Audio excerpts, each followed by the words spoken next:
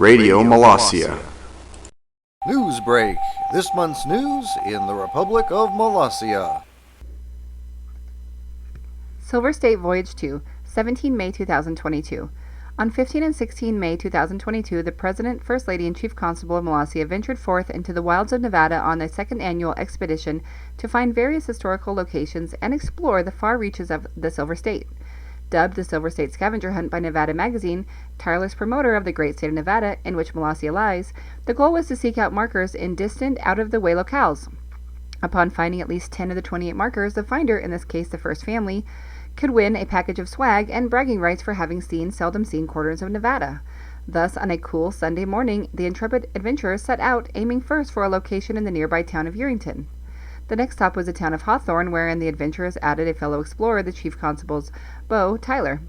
Next was the town of Tonopah, followed by Goldfield, with a pause at the legendary Haunted Goldfield Hotel and the very eccentric Carr Forest.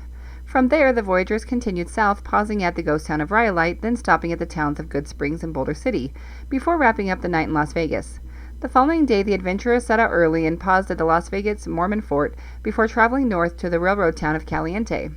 After a pause there and side trips to the Eden-like Kershaw-Ryan State Park and the Moonlight Cathedral Gorge, the next stop was the old mining town of Pioche. After a side trip to the historical Ward charcoal ovens, the quest took them further north to Ely, a stop on last year's scavenger hunt.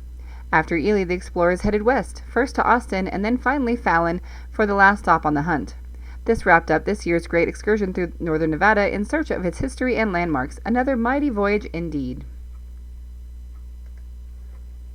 In other news, Generalissimo Francisco Franco is still dead. His Excellency the President's Founders' Day Speech, 26 May 2022. My fellow Molossians, family, and friends, as we celebrate the 45th year of the founding of our nation, we look with pride upon our accomplishments and achievements. We are the premier small nation on earth, setting the standard that others follow. We have consistently led the way, blazing a trail and indeed showing others how it's done, so to speak. Not only do we inspire others, we even inspire ourselves. I look with pride and wonder at what we have done here in our nation in the past 4.5 decades, and I further look ahead with excitement toward what we will yet do. In spite of our small size, the sky is the limit for what can be done in our great nation, and the path of greatness upon which we tread daily stretches out for us forever. But as we look ahead at what we might do, we also look back at what we have done over the past year. Molossia explored the concept of sovereignty in 2 different places this last year, first in Hawaii in September when our government visited Pu'uhonua o Waimanalo, the Hawaiian nation-state, and then in October when our government visited the Eastern Band of Cherokee Indians in North Carolina. These 2 entities function as nations within a nation, much like Molossia does, and it was educational and inspirational to learn about both.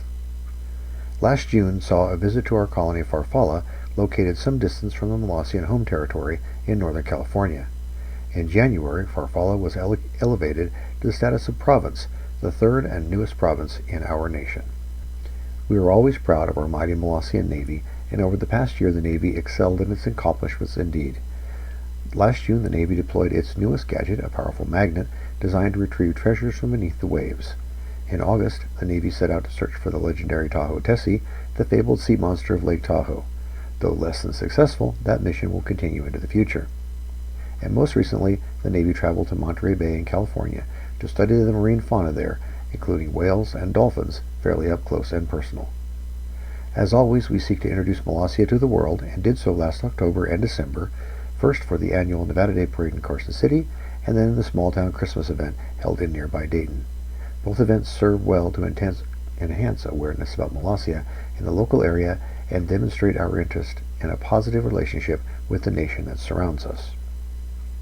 Speaking of that nation, for the 2nd year in a row, our government set out on a journey to explore Nevada.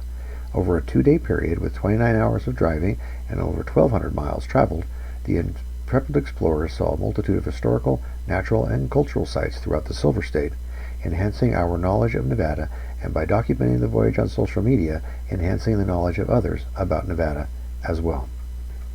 We are always seeking to improve our nation and make it a better place. To that end, we built a golf course in the back 40 to provide entertainment for Molossians and visitors alike. Molossia saw the advent of the first motor vehicles intended for use solely in our nation, with the addition of 2 mini bikes. And early this year we inaugurated the Molossia farm, with both chickens and a garden planned to increase our food independence. So far this initiative is proceeding very well indeed.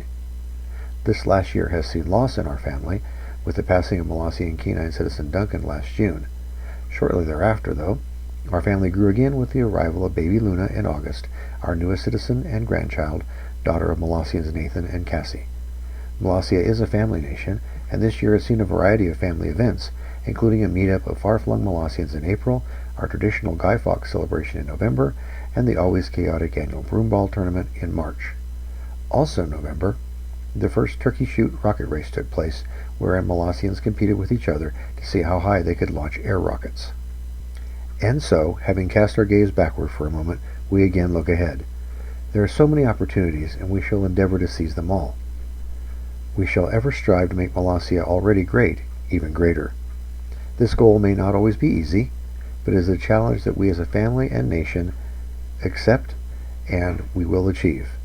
As always, I am proud to lead this nation on its continuing adventure as we walk this path together to greatness with pride and with passion. God bless you. Long live Molossia. Why is Yoda such a good gardener? I don't know why.